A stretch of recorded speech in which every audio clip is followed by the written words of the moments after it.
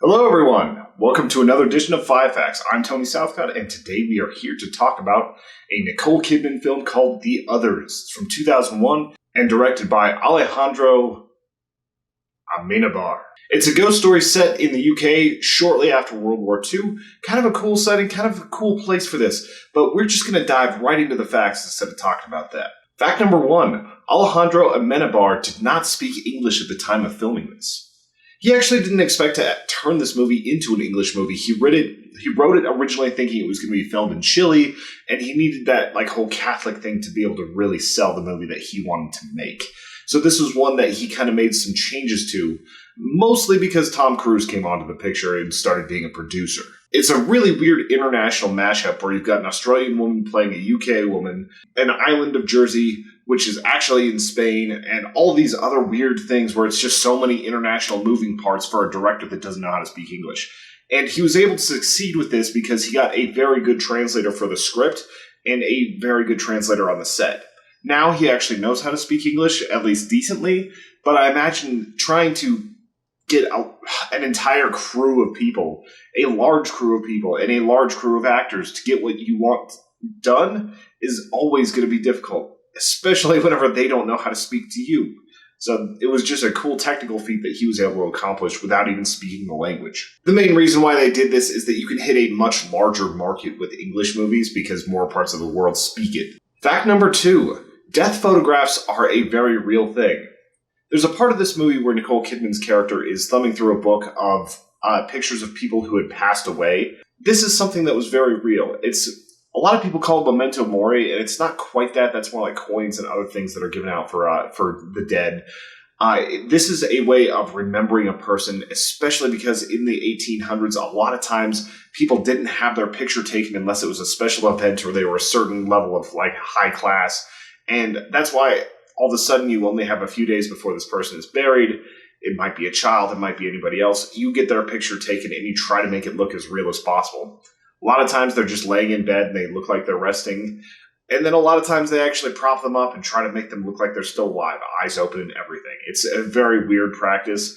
I don't think that one's going to be making a comeback anytime soon. I was at a magic shop a little while ago, like a weird witch store, and they actually had a book that was just pictures of these. So if you're really into that sort of thing or you're really morbidly curious about the macabre, I would say check one of those books out or just do a Google search for it. It's a very weird practice and still a little bit creepy, even for me.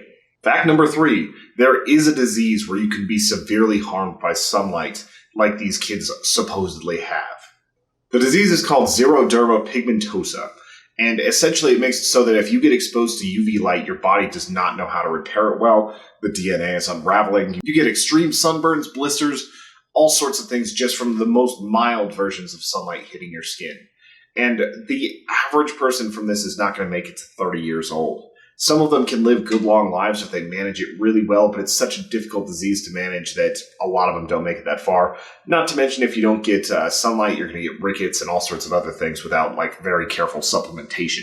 So it's just a terrible, terrible disease, and it's something that I'm very, very grateful that I was not born with. In some countries, it's about 1 in 250,000. In Japan, it's about 1 in 20,000.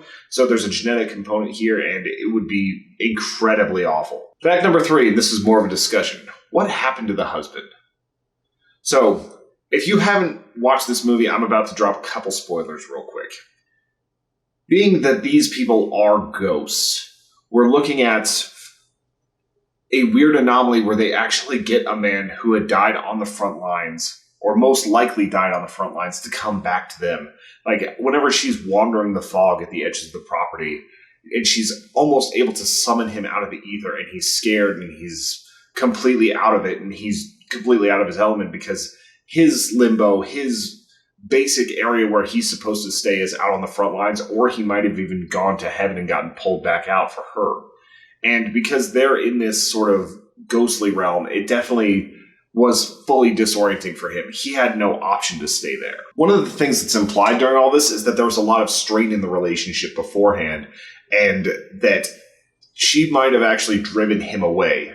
And I think a lot of the regret and a lot of all these other things are why she was so desperate to get it back. It was just a hard thing for her to realize that she had done this. The strangest thing about all of this is that they are Catholic and they believe in limbo, but they also kind of contradict that they're not really in limbo. It's like they're stuck in a different place.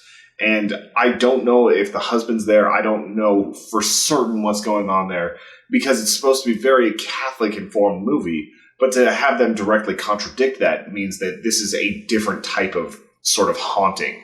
Like the violence of the situation or something else kept them from being able to pass on properly. But yes, my belief is that he was completely lost because she pulled him out of his personal limbo where he died on the front lines with all of the other members of his squad. So like that was his area for limbo, not at home, not with them. Fact number 5, popcorn facts. Whenever I don't have a good singular meaty fact, I'm going to throw you a bunch of little ones. I didn't know this one, and being that I was just over in New York and New Jersey, I was curious as to what like the old Jersey was. And this is actually the island that they are supposedly on, which it's right off of the coast of France. And I didn't realize that it was like that far, that small of an island, that close to France. So it was just kind of cool to see that. And I'm pretty sure this island actually got occupied for a little bit, one of the few parts of the UK that did get occupied. The child actors were meticulously picked and kept indoors for most of this.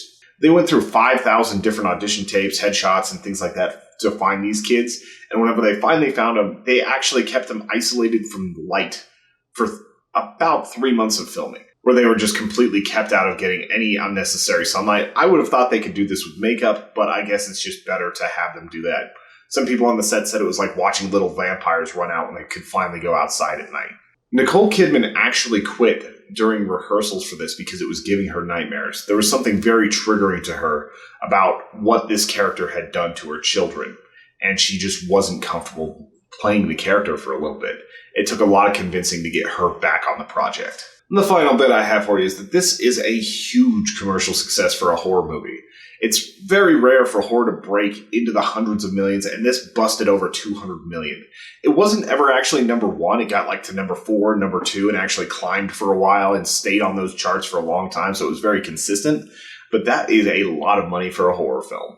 The Others is an odd choice for 5 facts for me. It was one that I'd heard a lot about and one that I wanted to like check out just because it's notorious for that, like, but I am your daughter scene and all this other stuff. And I ended up liking it, but I feel like a lot of ghost and haunting movies have been ruined for me because of how good House on Haunted Hill was. And maybe I'm just alone in that I was completely blown away. But man, like that made it so that the haunted house genre is a little bit more rough for me. And there's a lot of similar themes in this as well as with House on Haunted Hill. So I know they're both adapted from novels, but hauntings take more time to get deeply settled in. And this is eerie and it's interesting and there's great twists and it's a well-composed movie. That's for sure. And I would say that this is honestly a good film. It's just I've been a little bit ruined. So what I would like you guys to do is to tell me about your absolute favorite haunting movies. I want to know what scared you, what made you feel just excited, what like thrilled you, what blew your mind. Tell me about your favorite haunting series, movies, things like that in the comments. Thank you so much for watching. Please drop some suggestions for other movies in the comments as well. And check out our Patreon at patreon.com/humanechos. I hope you guys have an excellent week and we will see you soon with more 5 facts.